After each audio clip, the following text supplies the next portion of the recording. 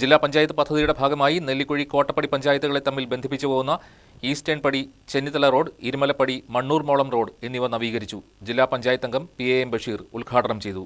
2025-2026 വാർഷിക പദ്ധതിയിൽ ഉൾപ്പെടുത്തി 25 ലക്ഷം രൂപ ചെലവഴിച്ചാണ് തകർന്നു കിടന്ന റോഡുകൾ ടാർ ചെയ്തതും ടൈൽ വിരിച്ചും ഐറിഷ് ചെയ്തും നവീകരിച്ചത്. കോട്ടപ്പടി ഗ്രാമപഞ്ചായത്ത് പ്രസിഡന്റ് ഉമേഷ് ശിവകുമാർ ചടങ്ങിൽ അധ്യക്ഷത വഹിച്ചു. നെല്ലിക്കുഴി ഗ്രാമപഞ്ചായത്ത് പ്രസിഡന്റ് സനീറ നസീർ, ജില്ലാ പഞ്ചായത്ത് പോത്താനിക്കാട് ഡിവിഷൻ അംഗം Jomy Thekkekkara, block panchayat vice president Bijoy Joseph, Kottappady panchayat vice president Ramla Muhammad, ഗ്രാമപഞ്ചായത്ത് അംഗങ്ങളായ പരിക്കുട്ടി കുന്നത്താൻ, സൽജ ജോസ്, നേതാക്കളായ നാസർ വട്ടേക്കാടൻ, ഹംസ, വാഹിദ് പാനിപ്ര, കരീം തുടങ്ങിയവർ സംസാരിച്ചു.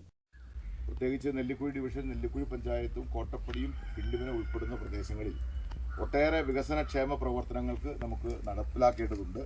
ഈ സാമ്പത്തിക വർഷത്തിന് തുടക്കം കുറിക്കുമ്പോൾ തന്നെ നമുക്കറിയാം, നെല്ലിക്കുഴി പഞ്ചായത്തിലെ ഏറ്റവും വലിയ പ്രതിസന്ധിയായിരുന്ന തൃക്കാരിയൂർ ഒരു മഴ പെയ്താൽ വെള്ളം കയറുന്ന സാഹചര്യമായിരുന്നു. News desk KCB news.